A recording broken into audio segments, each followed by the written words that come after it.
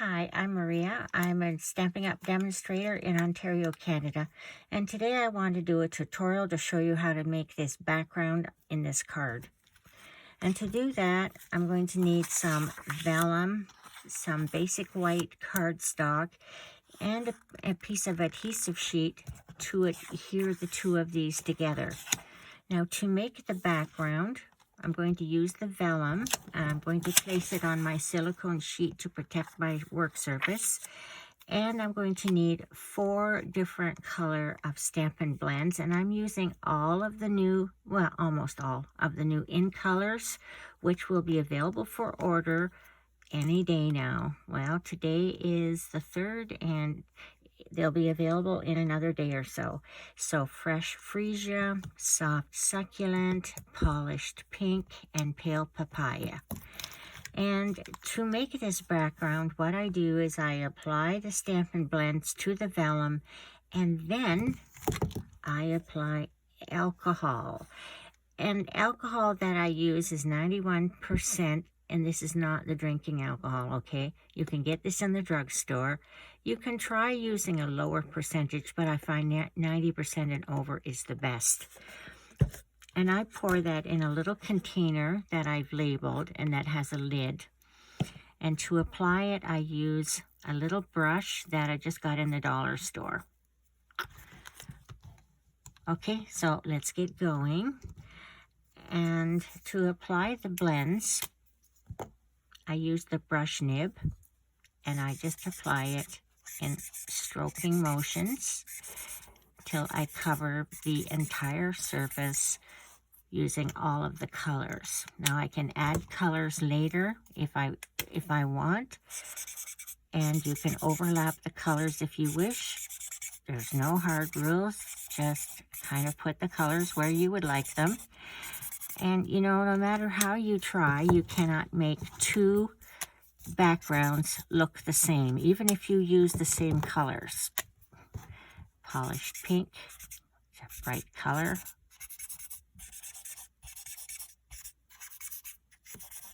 Now you can apply these in a circular manner too if you wish. I'll just do a couple of them. And then fresh papaya.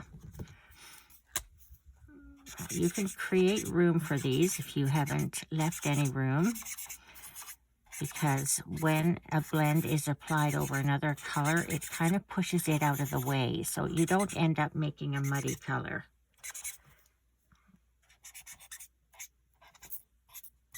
Okay, so now here comes the fun part. I also have some paper towel handy because I do make a mess.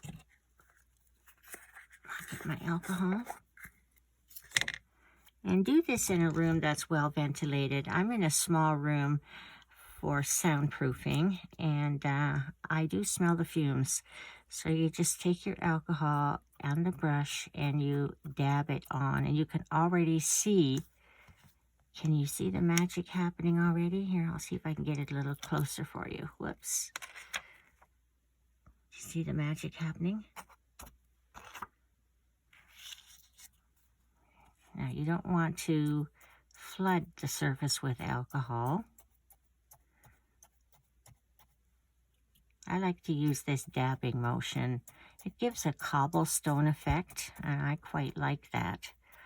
So you can try different things if you like. This is the time to play. This reminds me of the coasters and the trivets I used to make for my craft sales. I would use the alcohol inks on the tiles and apply it in this manner. I think I'm almost done. Now, after it's dry, if you decided you wanted to add more colors, you can. There, I think that's done. I will just let that dry. You can use your heat tool to dry it if you get impatient like I do. Now, while it's drying, I will show you another one that I did using the exact same colors. And I'll back it onto some, whoops, I'll just move this aside.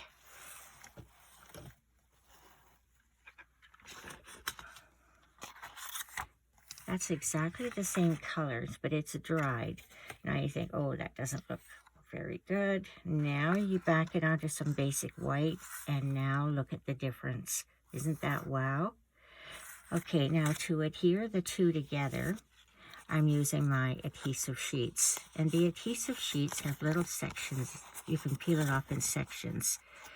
Okay, now when you put it on the adhesive, you find the side that you put the alcohol on. And that was this side. And that now becomes the wrong side. And you put your adhesive strips. I'll just take 2 of them off.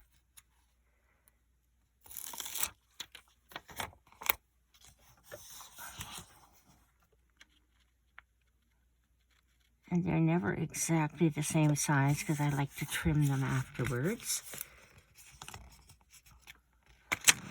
Oh, here's my pokey tool. Now this is my old one, and I tend to reach for it. It tends to be my favorite one, even though it's bent. Oh, I have my other one here somewhere. Okay, then you take your bone folder, and you just want to make sure that it's really adhered well.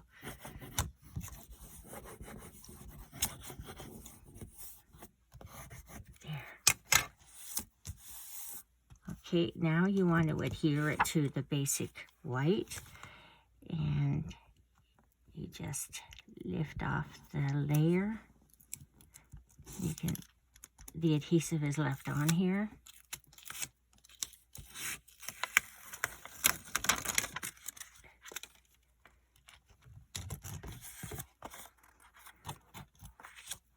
Maybe I'll do it this way.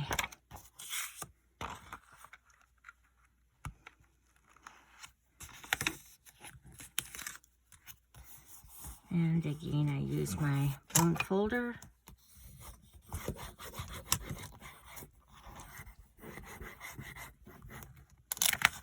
And then I would trim it to the size that I want, and I can use it as a background. Now let's see how the other one dried. Same colors. It's somewhat similar. Which one do you like better? I like them both. Okay, so just show you one more background that I made predominantly with the greens. And I'm going to use the Birds and Branches stamp set for this. I kind of see this as in trees. Okay, so now that's how I made the background for this card. And I'll just show you one more card, but at the end of this video, I will show you at least 5 more cards I made with this. And here is, I die cut the die that comes with the Blossom and Blooms in basic black and put it on top of the background. Isn't that stunning? So it makes some great backgrounds. So to just in summary, to make these vellum backgrounds, you use vellum and you use Stampin Blends with alcohol. And there you have it. Thank you very much for watching.